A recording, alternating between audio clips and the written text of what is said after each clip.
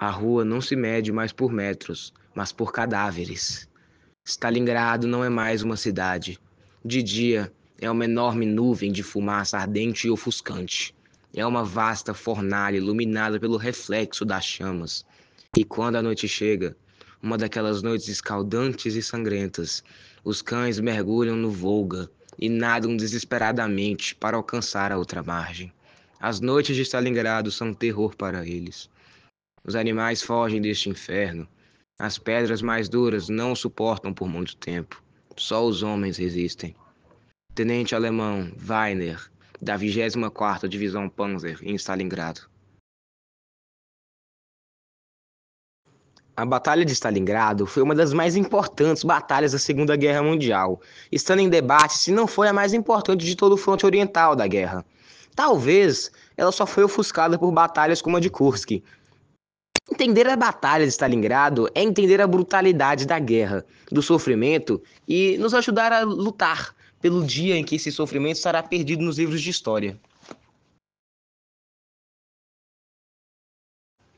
A Batalha de Stalingrado ocorreu como parte de um plano maior pelos alemães, chamado de Fall-Blau, caso azul, em alemão, ou simplesmente, porém não tão reduzido, a Ofensiva Estratégica de Verão de 1942, no Cáucaso.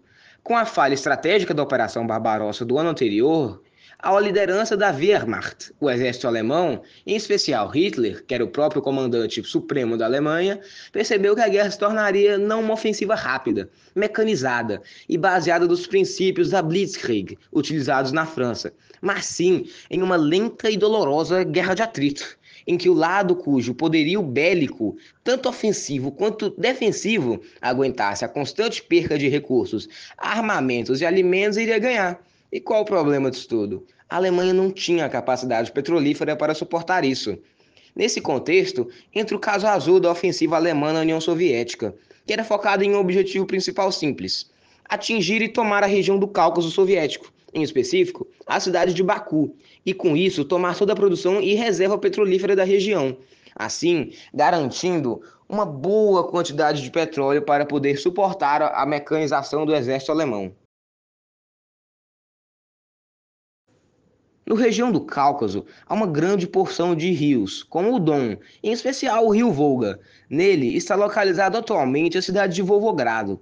Porém, nos tempos da Segunda Guerra, a cidade era chamada de Stalingrado, uma óbvia referência e louvor ao ditador soviético, Joseph Stalin.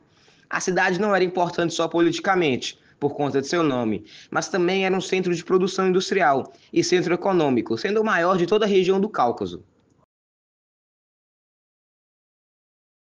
No início da Fall Law, tudo ia bem, dado por conta do colapso do fronte russo a norte, que ameaçava Moscou e o Estado soviético como um todo. Isso desviou a atenção da ofensiva de verão dos soviéticos. E somado, ainda, a região norte do Cáucaso, onde havia começado tal avanço, era conhecido como steppes. E ela é muito plana, o que favoreceu o avanço alemão, dado por conta de sua doutrina militar. Mas, porém, ao que o grupo do Exército Sul, responsável pelo avanço ali dentro do Cáucaso, mais avançava, os soviéticos começavam a aparecer e se amontoar para defender a região. Então, Hitler cometeu um de seus piores erros em toda a guerra. Mesmo durante um período de raiva, decidiu quebrar o Exército Sul em dois: o Exército A e o Exército B. Focaremos no Exército A nesse vídeo, que avançou para o Volga e Stalingrado. Porém, somente de curiosidade, o Exército B foi mais a sul, ao coração do Cáucaso e de suas montanhas, onde sofreu de falta de logística e terminaria tão ruim, se não pior, que o Exército A. Então o Exército A avançou, com problemas de logística e gerência dos equipamentos, por ser menor que o Exército Sul original, mas cada vez mais encontrou resistência dos soviéticos, até que chegaram em Stalingrado, onde a 6ª Divisão Panzer do Exército Alemão foi responsável pelo ataque principal, enquanto os outros grupos do Exército A defendiam o avanço da 6ª Divisão de Flanqueamento Soviético, que você pode pensar como um ataque pelos lados, que poderia cortar o avanço da 6ª Divisão. A Luftwaffe, Força Aérea Alemã, foi responsável por bombardear as posições inimigas, e ela foi importantíssima nas vitórias iniciais alemãs. Porém, os soviéticos encontraram um jeito de diminuir a efetividade da Luftwaffe, mantendo suas linhas constantemente próximas às alemãs. coladas mesmo. Por quê? Porque assim eles poderiam impedir os ataques da Luftwaffe, pois se a Luftwaffe atacasse, poderia acabar ocorrendo fogo amigo entre a Luftwaffe e os próprios soldados alemães em terra. E pouco tempo depois, mesmo sendo muito importante para o avanço alemão, grande parte da Luftwaffe atuando ali em Stalingrado foi enviada ao Mediterrâneo, por conta que os alemães anteciparam vitória, sendo que cerca de 90% da cidade havia sido tomada pela 6ª Divisão. E digamos, essa decisão foi um grande erro estratégico da Alemanha. Não muito tempo depois, os soviéticos lançaram suas próprias ofensivas.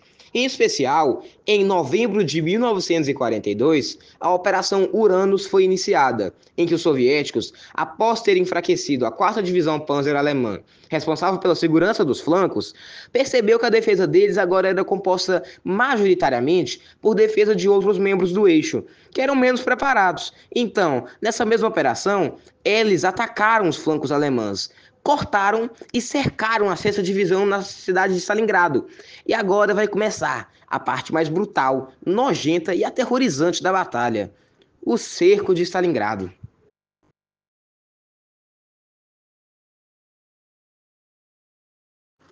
Durante o cerco de Stalingrado, o Hitler mandou que, em vez de que tentassem quebrar o cerco e se reconectassem com as outras tropas alemãs, a 6ª Divisão simplesmente se mantivesse na defensiva. E pouco tempo depois, os alemães de fato cumpriram com a promessa deles mesmos e lançaram uma ofensiva para tentar salvar a 6ª Divisão, que falhou por conta da logística que era faltosa.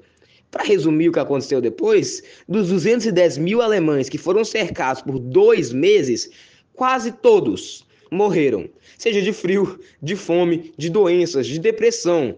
O inferno havia se tornado uma cidade na terra. E somente 6 mil dos 210 mil alemães voltariam vivos à Alemanha após a guerra.